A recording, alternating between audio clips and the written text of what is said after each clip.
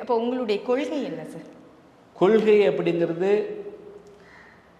இந்த நாட்டில் அரசியல் அதிகாரம் அற்ற மக்களுக்கு, விளிம்பு நிலை மக்களுக்கு, சபால்டர்ன் மாசஸ், அதாவது விளிம்பில் இருக்கக்கூடிய மக்களுக்கு அரசியல் அதிகாரத்தை பெற்றுக் கொடுப்பதும், ஏழை பணக்காரன் இருக்கக்கூடிய அதாவது அந்த வேறுபாடுகளை கலைந்து ரெண்டு சமப்படுத்துறது, ஈக்குவாலிட்டி அண்ட் ஈக்குவிட்டி தான் எங்களுடைய கொள்கை, பிரதான கொள்கை. ஈக்குவாலிட்டி அண்ட் ஈக்குவிட்டி, சம உரிமையும் சம பங்கும் இந்த சமுதாயத்தில் நிலைநாட்டுறது தான் எங்களுடைய புதிய தமிழ்ச்சியினுடைய நிலைப்பாடு.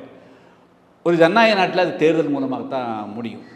தேர்தல் மூலமாக முடியும்னா அது அந்த கட்சி அந்த எந்த சமுதாயத்துக்காக பாடுபடுறோமோ, குறிப்பாக நீங்கள் உங்களுக்கு தெரியும், நான் 30 வருஷமாக தேயிலத்தோட தொழிலாளர்களுக்காக பாடுபடுறேன்.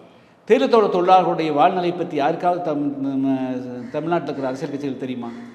அவங்களுடைய வாழ்நிலை என்னன்னு தெரியுமா? அவங்க என்ன கஷ்டப்படுறாங்கன்னு தெரியுமா? அட்டைப்பூச்சியில் கஷ்டப்படுறது தெரியுமா? கொடிய விரங்களுக்கு இடையே வாழ்றது தெரியுமா? குறைஞ்ச 50 ரூபா 60 ரூபாய்க்கு 100 ரூபாய்க்கு கூட குறைவில்லாமல் சம்பளம் வாங்கி கொண்டது தெரியுமா? இதையெல்லாம் எடுத்து ஃபைட் பண்ணுறது இந்த போராட்டங்களோ அந்த மக்களுக்கு பாடுபடுறதோ மற்றவர்களோட கண்ணுக்கு புறப்படாது. எங்களுடைய கட்சியினுடைய செயல்பாடு மைக்ரோ லெவல். எங்களுடைய கட்சியினுடைய செயல்பாடு மைக்ரோ லெவலில் இருக்கக்கூடிய பிரச்சனைகள். இப்போ தீண்டாமை பிரச்சனை இருக்குதுன்னா பெரிய கட்சிகள் தீண்டாமை பற்றி பேசுகிறதில்ல. ஒரு கோயிலுக்குள்ள நுழைவு போராட்டம்னா பெரிய கட்சிகள் பேசுகிறதில்ல. அது ஜாதி பிரச்சனை ஒதுங்கிறாங்க. ஸோ எந்த பிரச்சனைகளெல்லாம் பெரிய கட்சிகள் புறந்தழுதோ அதையெல்லாம் வலியெடுத்து போராடுறது தான் புதிய தமிழகம்.